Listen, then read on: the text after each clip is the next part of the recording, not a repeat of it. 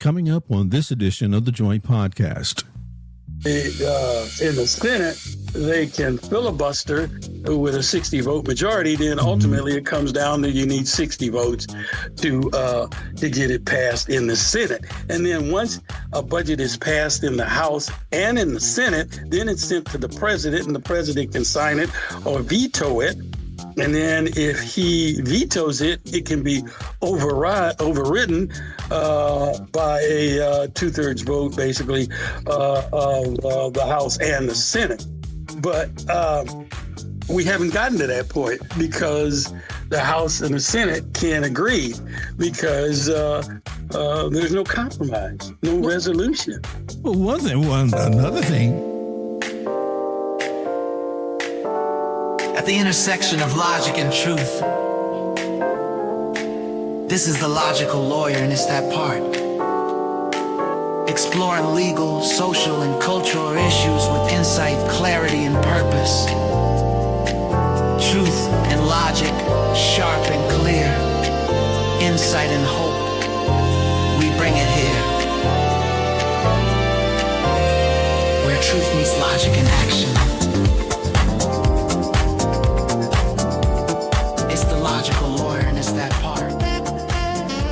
Welcome to the Talk of the Times, a joint production of The Logical Lawyer with host Bernie Brown and the It's That Part podcast, hosted by yours truly, Jesse Lee Hammonds. And although we approach the various items and persons of interest from different backgrounds professionally, Bernie being a prosecutor and former Los Angeles, California assistant city attorney, as well as a Hall of Fame member of the John M. Langston Bar Association of Los Angeles, just to name a couple of headliners, and me, a longtime former manager of human resources and corporate assets at the Fortune 500 company AT&T, and former radio and international club jock. We have a shared commitment to clarity, logic, lawfulness, relevance, as well as truth in every fact, all brought together with real conversations amongst ourselves and with others about the times in which we have and currently live. It's the talk of the times. Well, for one thing, you know, we're still at a shutdown. Yeah, still at a shutdown. This budget process is just ridiculous. I understand that both sides are fighting for what they believe in, and that's good. But unfortunately, the American people are suffering. And it's so terrible when you use people as weapons. I mean, the president's saying, if you don't agree to my budget, I'm going to lay off people. And he actually carried through with the threat of laying off thousands of people. These are innocent people caught in the middle of this whole thing, and he's using them as pawns. This is terrible. It really is. And that's always the case. The people are always caught in the crossfire of these high-powered, moves that people are making. And this guy, he just really, I don't know. Is it that, do you think it's that he just really doesn't care, or is he just truly evil, or is he now, or what? I think he's a bully, and he's used to bullying his way through. It's got to be his way or no way, and that's it. And he's a bully, and he's used to bullying his way through, and he doesn't like to compromise. He just wants his way, and when he doesn't get his way, he just goes bananas, shall we say. I mean, yeah. I was just going to say, and now he's in a position of power. Absolutely. That he can actually exact his whatever his whims might be on whomever he wants to, exact them on. And that's crazy. Yeah, it's amazing when you look at the process. Basically, the process begins with the president submitting his proposed budget. Mm-hmm. He submits it to both houses of Congress. Congress reviews his budget. They refer it to committees. The committees start the reviewing process and they start the debating process. And then they generally pass different versions. The House passes one version, and then the Senate passes another version.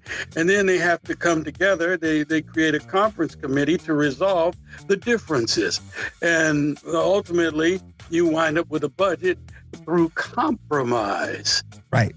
But if there's no compromise, there's no budget. Oh, okay. Now, Bernie, on that right there, did he actually submit a budget, or was that big, bad, beautiful, bad, not beautiful bill something that came that the House came up with? Was that his? The president has to submit a budget. I have not seen it. Yeah. But he has to submit it. And so I'm sure he submitted the budget. They don't tell us what's in the budget, the one that he submitted. We would assume that that it contains what the Democrats say. If they say that it favors the rich and it hurts poor people and it hurts health care. And the Republicans say, oh, they're giving away money to people who don't deserve it. And so, the battle goes on and on and on. But ultimately, they need to compromise to resolve the issue. But I understand the position of we cannot compromise away health care for the American people. And so I understand standing up for certain positions and saying, no, on this particular issue, there can be no compromise. And so they're fighting on.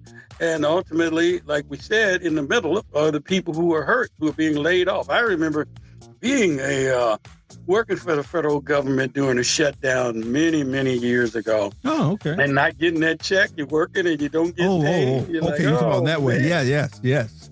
Now, the beauty of it was back then was eventually when you did get paid, you got a retroactive check, which was nice. Right. But now he's threatening to take away the retroactive checks. And for what reason? I mean, why? Just to hurt them? He has to get his way. Oh, that's the point right there. If you don't do what I tell you to do, that's basically the way he is. It's like an old grandpa or old mafia boss who says, you do what I tell you or else. It's just my way or no way. Literally a Don. Yes.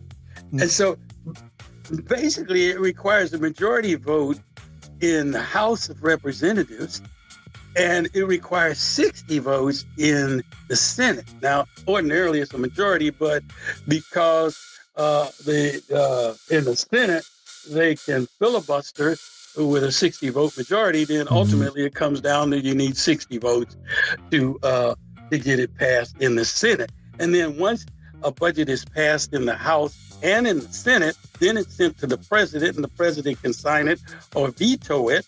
And then if he vetoes it, it can be overridden by a two-thirds vote, basically, of the House and the Senate.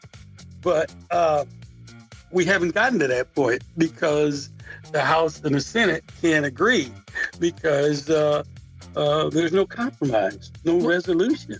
Well, another thing that's not happening, the House is not even here. Yeah, isn't that something? They're not even here. They don't even want to get in here because they don't want that 18th vote to happen. Yes. You know, because once they swear in the representative from Arizona, they got to release the files. Yes. The files, the infamous files. Yeah, the budget's going to suffer because they don't want to release those files. There's a lot of dirt on a lot of people in those files. Incriminating evidence. Epstein. Oh, man. They want to bury that. So we might be at this point for a while. I don't know how long they can keep her out. I think the Attorney General for Arizona is suing, Mike Johnson actually, to get this thing going because there's no reason. Yeah, it's terrible. I mean, this guy goes to war with everybody. I mean, he's at war against his own people. He's at war against NATO.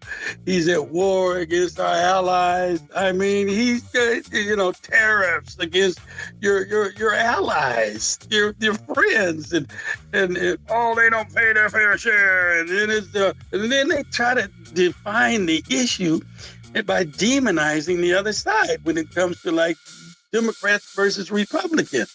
Historically, we can remember those days when Democrats and Republicans worked together. Sure. Mm-hmm. They worked together. And when Nixon did his dirty deeds, the Republicans said, at some point they said, oh, no. Right. We're not going to tolerate this. That's Even right. though he's a Republican, we're just not going to take it. And they sided with the Democrats to take action. Yep. But we're not seeing that anymore. No. We're not seeing that in these times. That's history, literally. Yeah. Yes. And and the thing, I think that as it relates to this budget, we probably won't see any movement. Well, anyway, until the House can get back in town or whatever. They either swear this person in, or they find some other way to maintain the majority or whatever to prevent forced votes. That's when these programs that money has already been allocated to and for starts to break down. The things that are already went through appropriations committees and everything. When those programs start to break down and cause, gridlock and money, to start to become missing, as far as revenue or whatever, then because that's the only way that you can get these people's attention. Is either by money or with some sort of power move or something, because they don't seem to hear anything else. They're even supposed to be Christians or whatever. So, but they're not trying to take care of the poor or widowed or anything like that. And they'd put Christ in jail, I believe. Oh, I'm sure, without due process, of course. No due process. Oh no! I know. In an upcoming episode, we're going to be dealing with the due process situation there. But and that's going to be a juicy one. For those of you listening, that's going to be a juicy one. You wouldn't hang around for that. The due process from the logical lawyer. You wait. It's going to be great. Yeah. Yes, it will be. We will make it a hot topic. But we know in California that Proposition 50 is on the ballot. Yep. And they're trying, because Trump in Texas tried to tip the balance in Congress. Mm-hmm. And they said, okay, we're going to gerrymander, I should say, certain congressional districts. And just so people understand what that means that they draw the congressional districts in a manner that favors their political party, that they redraw those districts. And they basically redraw the boundaries. Right. So that Republicans will win more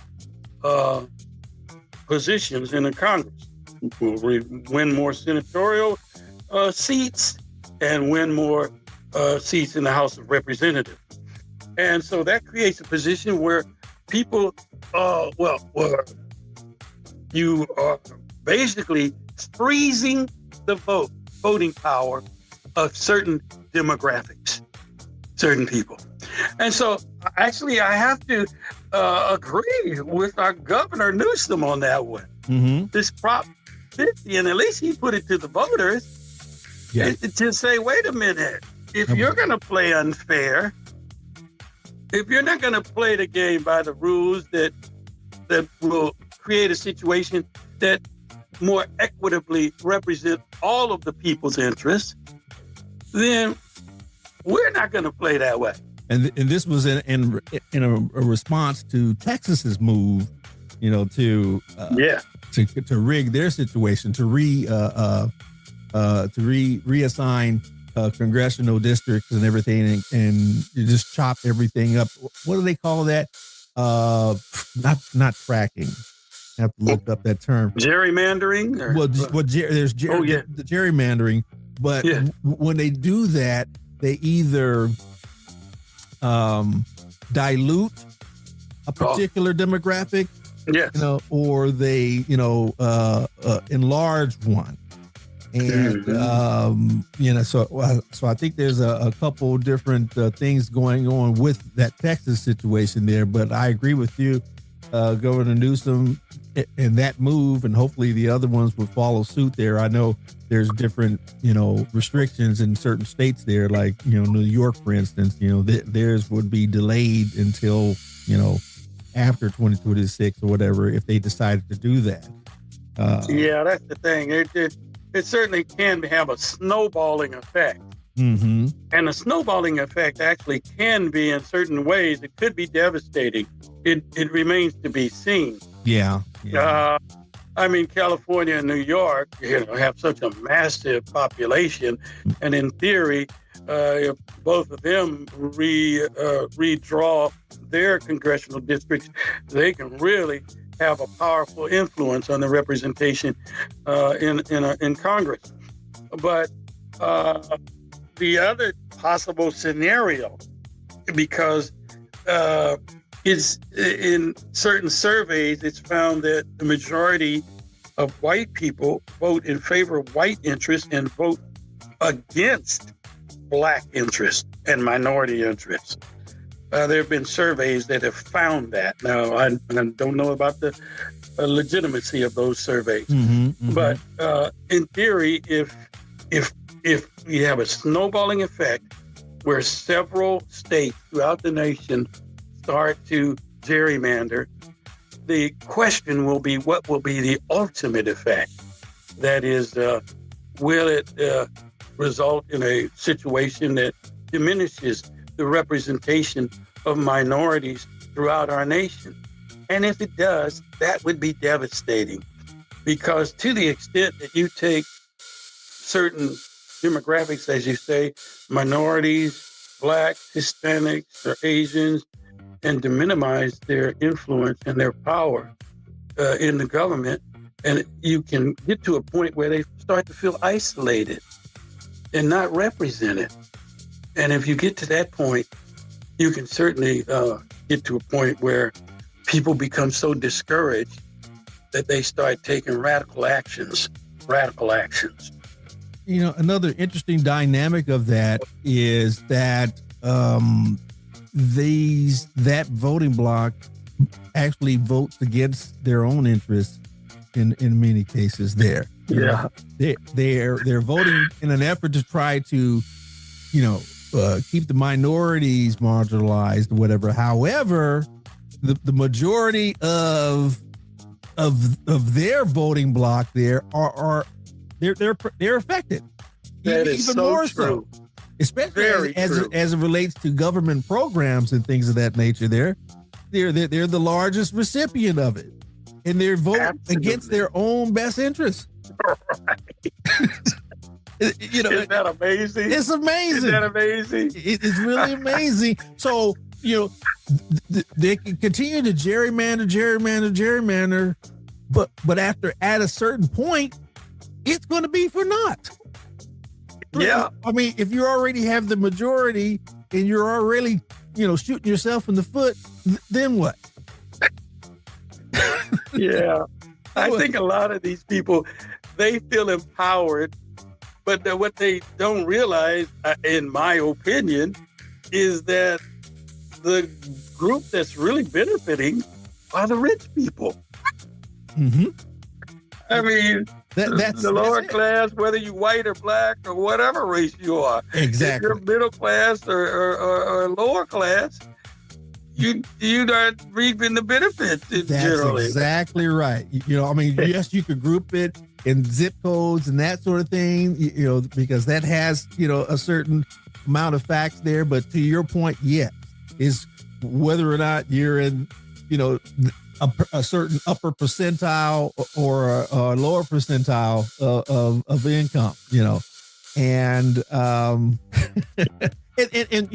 and the gerrymandering itself, or redrawing of the districts, it's only temporary. At least in California, it's temporary. I don't know if it's always temporary or not, because I know if they redrawed our districts out here, they would be good until 2030. Our Constitution allows that, but I don't know, and to your earlier point, what happens after that? Is it something that we just continually will do? And I say, I would think so. You would have to. I mean, especially as power shifts back and forth or whatever, until they get to the point that, it's just one party rule, which I think is their goal anyway, because Project 2025, this is one of the things that they wanted to do is diminish, not just marginalize, but diminish any type of minority representation, in Congress there. They're targeting specific minorities in Congress. That's part of the Black Caucus. They're trying to disseminate that, to dismantle that organization and their representation, their representatives. But you know what?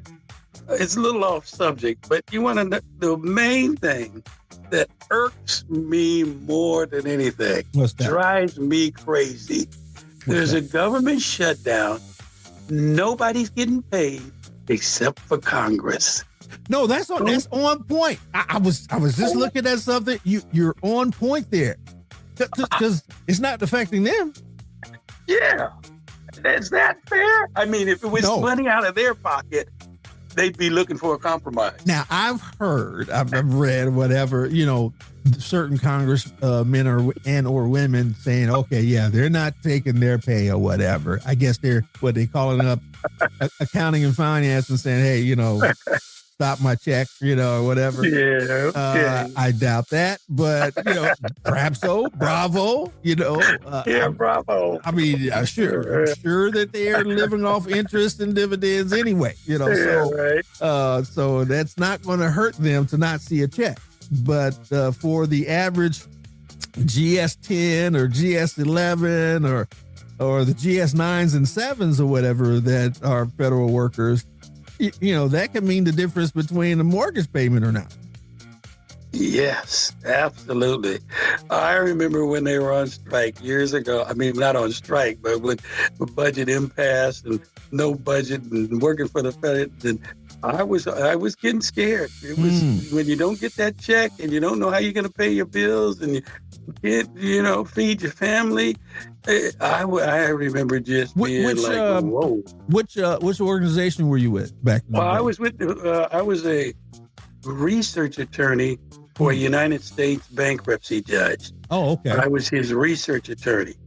And so that's a federal position. Mm-hmm. And so it's a paid position. And I remember all the law clerks and all the court personnel and everybody going like, oh, man. Wow.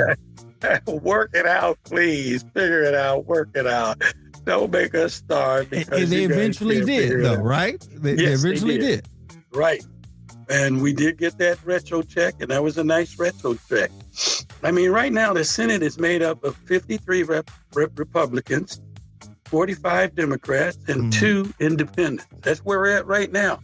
And so you were talking earlier about how they're holding up the vote. It'll change the balance. But it's just, the country, I don't think, in my opinion, has never been so divided. And the unfortunate thing is that I don't think it's necessarily divided for right and wrong or truth and justice. Mm-hmm. It's just them against us, or we got to win. The Republicans are like, in my opinion, we got to win, and people would say that the Democrats are we got to win. I don't think they are, but I think it should be about what's right. Not who's going to win. What is justice? What is right? What is ethical? What is moral? What is caring? What is looking out for the American people? Not just, we got to win. You got to do it my way. All of that is seemingly out the window now, and the quote unquote Republican Party, and I'm just speaking, frankly and factually there was supposedly the party of values and morals and this and that and the other, but they're not there anymore. That party has gone away.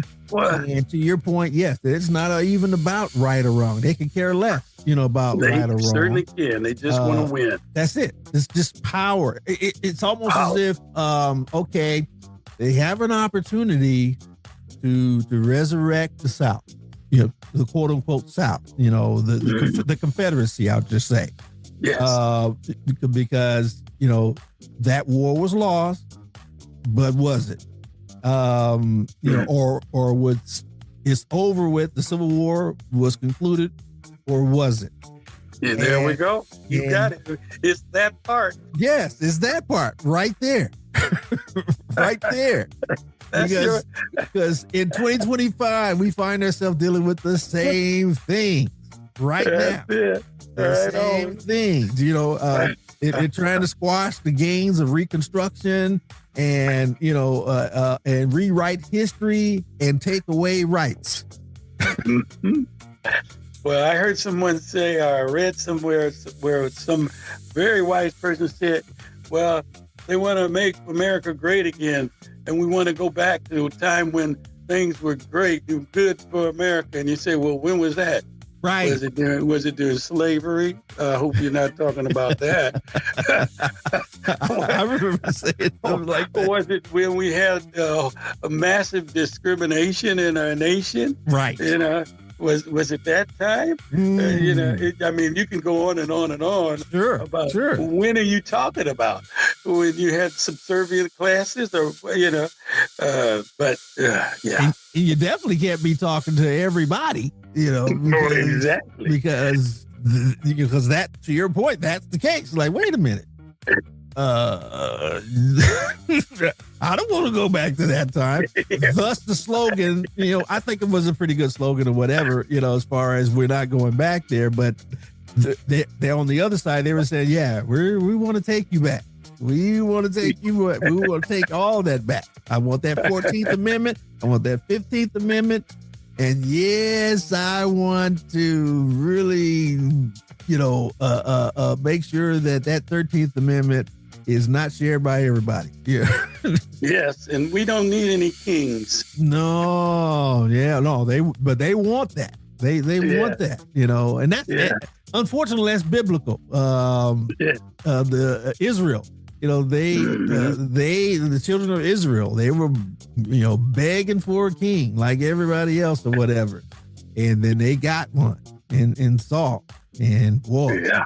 He ripped them up, And so if they're asking for that with this guy, hey, we've seen the movie before. It's written in the Bible. We already know how it's going to happen. Yeah. We already know how it's going to end, But in the meantime, back to our earlier point there, the people are caught in the middle. They're caught in the crossfire of all of this. Yeah. And what's the answer? Yeah, unfortunately, the answer is compromise. The answer is caring about people. The answer is having a sense of morality. I mean, and the answer is not just scapegoating the people in the middle.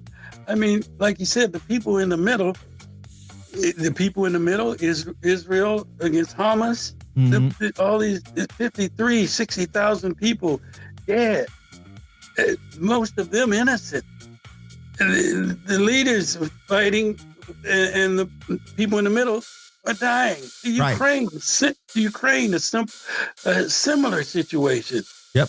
Thousands and thousands of innocent people dead because these leaders are fighting, because one man wants territory and the other man wants to keep his territory. He wants to preserve his territory.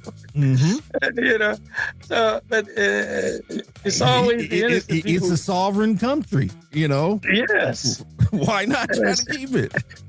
Yes, right. But it's always the people, even with tariffs, the people getting caught in the middle are the American consumers. We're the ones going to suffer. Those prices are eventually going to go up, and when they do, they're going to skyrocket. It takes a little while for it to trickle down into the system, but the prices are going to go up dramatically. Mm-hmm. We're already seeing unemployment going up dramatically. The economy starting to suffer. I mean, all of this stuff is having ramifications, and so it's going to keep on filtering into the system, and we're going to feel it. And I truly believe that the American people, after a while, they're going to say, "Wait a minute, we've had enough. We've had enough." What will it take? What do you think it would take? Because there's been a few milestones, over the past, let's say 10 years, because even while Biden was president, this guy was running his own shadow government, from Mar-a-Lago, and you would think that certain things that he has done and said, and those in his, regime have done and said, would be the last straw. But it just seems to keep going on. I mean, over 77 million voted him in, which wasn't a landslide or anything like that, but it was enough to get him over the finish line. Yeah, I think when it starts to hurt the pockets, as long as it's those other people over there, all those other people over there, they're being hurt. We can deport all these other people, and on and on and on. All those tariffs, it's hurting those other countries. But when they're starting to feel it. When the American people start to feel it in their own pockets, even the Republicans, when they feel it, that's when they're going to say, "Oh, enough is enough." And we are already seeing Trump's poll numbers are falling dramatically and they're falling to all-time lows. And so people are starting to wake up and say, "Wait a minute, we can't take this. We didn't really vote for this." See, Trump still thinks that the people support him and that they voted for this, but yeah. They're saying, well, maybe we did want you to do certain things to help us, but wait a minute, now you're starting to hurt us. And the poll numbers are starting to show it. And as things get worse, and ultimately the prices are going to go up, and it's going to hurt everybody in the pocket. And that's when people are going to say, okay, enough is enough. There is one glaring example of that actually happening. And let's see, the initials, MTG. Marjorie Taylor Greene. You had me going there for a minute. She said, "Whoa, wait a minute. This is hitting my son's pocket here. There we go. What's going on? Let's it is. Pump the brakes here. What's going on here? I didn't vote for this. And I was your supporter, but hey, no, this is a bridge too far. I'm yelling now. I'm yelling. Get me off of here." There we go. Yeah. When more people start jumping off the ship and saying, "Hey, enough." There you go. When things are going to change. And I'm surprised, to that point right there, I'm surprised that, because I was talking with a couple of people in a doctor's office not too long ago, well, actually on Friday, who lived near Speaker of the House Mike Johnson's area or jurisdiction or district there in Louisiana, northern Louisiana. I'm surprised that his constituents, aren't, crying louder, because Louisiana is way down there on all lists. Yes. And these cuts and the lack thereof of being funded would hurt them immensely. So I'm really surprised at that. I'm surprised he could even go back home and say anything. I'm like, man, are you kidding me? You're shooting at us. You think you're shooting at the black people down here, but you're shooting at us over here. Yeah. It's coming. Yeah. So I think that's it. I think you're right on that for sure. In fact, I know you're right on that. No, I think you're right. we're both right on that. Okay. When the rats start jumping off that shit, all of them like, hey, we're not going down with this over here. And all the chickens start coming home to roost and everything. Like, yes. That's it. We voted for this, but we didn't vote for this. All right. Well, that's been a wonderful dialogue with you, man. You really hit the nail right on the head. Yeah, I just wanted to give people some sense of where we are, what it looks like, and some hope to try to hold on to there. There we go. And that is not just only them. No matter what tax bracket you're in, everybody's going to be affected at some point in time, and to the point that we tried to make there, that when it starts affecting the pocketbooks of all of the echelons there, and people like Marjorie Taylor Greene and others like her in and out of office, that's when we're going to see some change there. That's when we're going to see some movement, and and that's something to hope for, I think. Yes. It's coming. Yes. All right. And that's the talk of the times.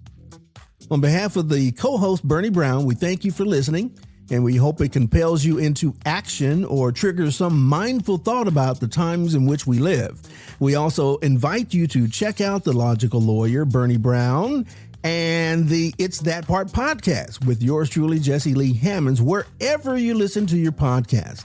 And for even more Bernie, check out his book on Amazon, A Prosecutor's Analysis of Personal Supernatural Experiences, which is a collection of fascinating stories awaiting your verdict of fact, fiction, fabrication, or fantasy. You decide. You can also connect with Bernie on his website, thelogicalattorney.me. That's thelogicalattorney.me, and connect with me at itsthatpart.com, where you can also access both podcasts. And now you've got it. It's the talk of the times. At the intersection of logic and truth, this is The Logical Lawyer, and it's that part. Exploring legal, social, and cultural issues with insight, clarity, and purpose. Truth and logic, sharp and clear. Insight and hope, we bring it here. Where truth meets logic and action.